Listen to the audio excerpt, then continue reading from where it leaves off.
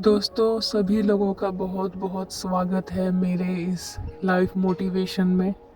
सुनते हैं आज की कहानी। भगवान शिव भी नहीं बच पाए ननद भाभी से। शादी के बाद हर लड़की की लाइफ में कई रिश्ते जुड़ जाते हैं और इन सभी रिश्तों में ननद भाभी का रिश्ता सबसे खास माना जाता है। ननद भाभी के रिश्ते में ज़्यादातर किसी न किसी वजह से लड़ाई झगड़ा होता रहता है और अगर लड़ाई झगड़ा ना भी हो तो इन दोनों की आपस में बहुत कम बनती है। दरअसल इसके पीछे मधुश्वाणी की एक कथा मिलती है जिसकी वजह से ननद भाभी के बीच नोक झोंक के रिश्ते का आधार बताया जाता है। आइए जानते हैं इस कथा के बारे में। मधुश्वाणी व्रत की कथा के अनुसार एक बार माता पार्वती के मन में आया कि उनकी भी एक ननद होती जैसे सभी की ननद होती है, तो इससे कैलाश पर्वत पर उनका मन लगा रहता। लेकिन भगवान शिव तो अजन्मे थे। उनका ना तो कोई माता पिता था और ना ही भाई बहन के होने का सवाल उठता। ये बात माता पार्वती अपने मन में रखकर बैठ गई। लेकिन भगवान शिव तो अंतर्यामी थे। उन्होंने माता पार्वती के मन की बात जान ली और अनजान बनकर बार बार पूछते रहे कि आखिर तुम्हारे मन में क्या चल रहा है, अगर कोई समस्या है तो बताओ।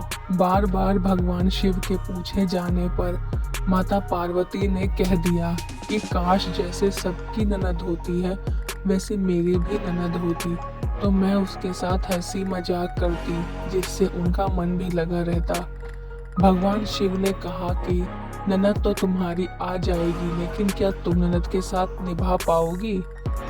कहीं अगर दोनों के बीच नहीं बनी तो क्या होगा? पार्वती जी ने कहा, आखिर ननद से मेरी क्यों नहीं बनेगी? मैं ननद भाभी के रिश्ते को अच्छे से निभा लूंगी। फिर क्या था, भगवान शिव ने अपनी माया से एक देवी को उत्पन्न कर दिया। भगवान शिव ने जिस देवी को उत्पन्न किया वह देखने में काफी मोटी थी और उनके पैरों में बड़ी बड़ी मोटी दरारें थी। भगवान शिव ने कहा कि यह तुम्हारी ननद है और इसका नाम असावरी देवी है। पार्वती जी अपनी ननद को देखकर बहुत खुश हुई और झटपट से अपनी ननद की असावरी देवी की सेवा करने लग गई। असावरी देवी पहले स्नान करके आई और भोजन मांगने लगी। तभी पार्वती जी ने भोजन परोस दिया। देखते देखते असावरी देवी भंडार में जो भी था वह सब कुछ खा गई। माता पार्वती भगवान शिव के लिए कुछ भी नहीं बचा था। यह देखकर पार्वती जी बहुत दुखी हुई। पार्वती जी ने फिर अपनी ननद को पहनने के लिए नए वस्त्र दिए। असावरी देवी के लिए उनके वस्त्र छोटे पड़ गए क्योंकि असावरी देवी बहुत मोटी थी। पार्वती जी परेशान हो गई। उनको तो ऐसी ननद चाहिए थी जिनके साथ वह हंसी मजाक कर सके। तभी उनकी ननद असावरी देवी को मजाक सूझा और उन्होंने पार्वती जी को अपने पैरों की दरारों में छुपा लिया, जिससे उनका दम घुटने लगा।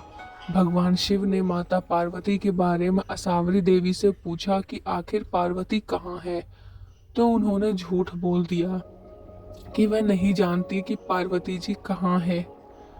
पार्वती जी चाहती तो आ जाती, लेकिन ननद की ठिठोली समझकर वे उन दरारों में बैठी रही। जब असावरी देवी की बात सुनी तो भगवान शिव को क्रोध आ गया और कहा कि कहीं ये तुम्हारी बदमाशी तो नहीं। तब असावरी देवी हंसने लगी और जमीन पर पांव पटक दिया, जिसकी वजह से पैरों में से दरारों में से पार्वती देवी बाहर निकल आई। इस तरह शुरू हुई पार्वती जी अपनी ननद की हरकतों से परेशान हो गई और भगवान शिव से कहा कि आप जल्दी से ननद को ससुराल भेज दीजिए। मुझसे बहुत बड़ी गलती हो गई है। ननद की चाह रखकर भगवान शिव ने असावरी देवी को कैलाश पर्वत से विदा कर दिया। भगवान शिव ने कहा कि पार्वती जी, यह तो मेरी माया थी। आप में संतुष्टि का भाव खत्म हो रहा था, जिसकी वजह से मैंने यह माया रची।